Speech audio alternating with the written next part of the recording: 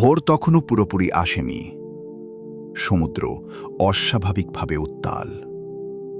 পাখিরা উড়ছে না, বাতাস যেন থমকে আছে। হঠাৎ এক অদৃশ্য ভারী আওয়াজ যেন মাটির গভীর থেকে উঠছে। এই কোনো কল্পকাহিনী নয়, এই কোনো উপকথা নয়, এটা কুরআনের বর্ণিত বাস্তব ইতিহাস, যেখানে একটি সম্পূর্ণ জনপদ এক সকালে মানুষ থেকে অন্য কিছুর মধ্যে রূপান্তরিত হয়েছিল। কিন্তু প্রশ্ন একটাই, তারা এমন কি করেছিল যার ফলে আল্লাহ নিজেই তাদের থেকে মুখ ফিরিয়ে নিলেন? এই ঘটনা এমন এক জাতির যাদের উপর আল্লাহ অগণিত নিয়ামত ঠেলে দিয়েছিলেন, যাদের নাম কুরআনে বারবার এসেছে, কখনো সতর্কবার্তা হিসেবে, কখনো উদাহরণ হিসেবে। তারা ছিল বনি ইসরাইল। একসময় এই জাতি ছিল নিপীড়িত, দুর্বল, দাসত্বে বন্দী। ফেরাউনের রাজত্বে তারা শুধু সংখ্যা ছিল, মানুষ নয়। তাদের সন্তান হত্যা করা হতো, পুরুষদের দিয়ে করানো হতো কঠিন শ্রম, আর নারীরা ছিল অপমানের শিকার। কিন্তু আল্লাহ নীরব ছিলেন না। এক রাতে অন্ধকারের ভেতর দিয়ে এক জাতি পালিয়ে যাচ্ছিল। কোলের শিশু, ক্লান্ত দেহ, ভাঙা আশা। পেছনে ফেরাউনের বাহিনী, সামনে অতল সমুদ্র। সেই মুহূর্তে মানুষ হলে ভেঙে পড়ত, কিন্তু নবী ছিলেন মূসা আলাইহিস সালাম। লাঠি উঠল, আদেশ এলো, সমুদ্র দ্বিখণ্ডিত হল।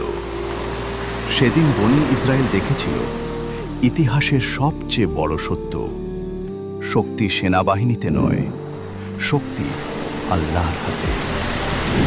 এরপরও আল্লাহ থামেননি। মরুভূমিতে মেঘের ছায়া, ক্ষুধায় আকাশ থেকে খাদ্য, তৃষ্ণায় পাথর থেকে পানি।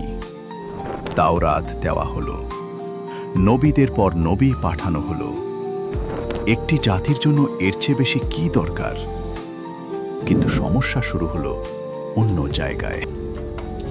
ধীরে ধীরে তারা ভাবতে শুরু করলো, আমরা আলাদা, আমরা নির্বাচিত। আমাদের ভুল হলেও আমাদের শাস্তি হবে না।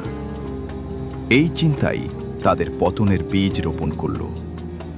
ইবাদত হয়ে গেল অভ্যাস, নৈতিকতা হয়ে গেল আনুষ্ঠানিকতা, আর গুনাহ একটা স্বাভাবিক ব্যাপার। নবীরা যখন সতর্ক করতেন, তারা হাসত। কেউ কথা বললে তাকে চুপ করানো হতো, কেউ বেশি বললে তাকে সরিয়ে দেওয়া হতো। এমনকি নবীদেরও হত্যা করা হয়েছিল। আল্লাহ হঠাৎ শাস্তি দেন না। প্রথমে আসে সংকট, খরা আসে, ফসল নষ্ট হয়, রোগ ছড়ায়। প্রতিবার তারা বলতো, এইবার ঠিক হয়ে যাব, আর প্রতিবারই ভুলে ভুলে যেত। সতর্কতা শেষ হয়ে এলো সবচেয়ে ভয়ঙ্কর পরীক্ষা। সমুদ্র পারের এক জনপদ, মাছই তাদের জীবন। আদেশ এলো, শনিবার শিকার নিষিদ্ধ। কিন্তু শনিবারেই মাছ ভেসে উঠত। নফস বলল, বুদ্ধি খাটাও। তারা আইন ভাঙল না, কিন্তু উদ্দেশ্য ভেঙে দিল। চালাকি করল, নিজেদের ধোঁকা দিল। আর আল্লাহ ধোঁকা খাওয়ার নন। রাত কেটে গেল, সকাল এলো, কিন্তু দরজা খুলে যা দেখা গেল তা ইতিহাসে আগে কেউ দেখেনি।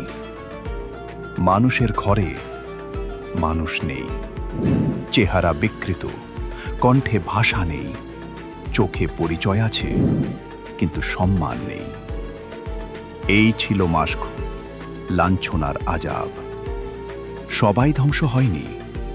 যারা অন্যায়ে অংশ নেয়নি, যারা সত্যের পাশে দাঁড়িয়েছিল, আল্লাহ তাদের বাঁচিয়েছিলেন। এটাই আল্লাহর ন্যায় বিচার। এই কাহিনী শুধু ইতিহাস নয়, এটা আয়না। প্রশ্ন হল, আমরা কোন দলে? যদি মনে হয় এই কাহিনী শুধু তাদের নয়, আমাদেরও হতে পারে, তাহলে থামবেন না, কারণ কুরআনের কাহিনীগুলো শেষ হয়ে যায় না। ওগুলো শুধু মানুষ বদলে দেয়। আল্লাহ আমাদের সবাইকে হিদায়াত দিন। আল্লাহ হাফিজ।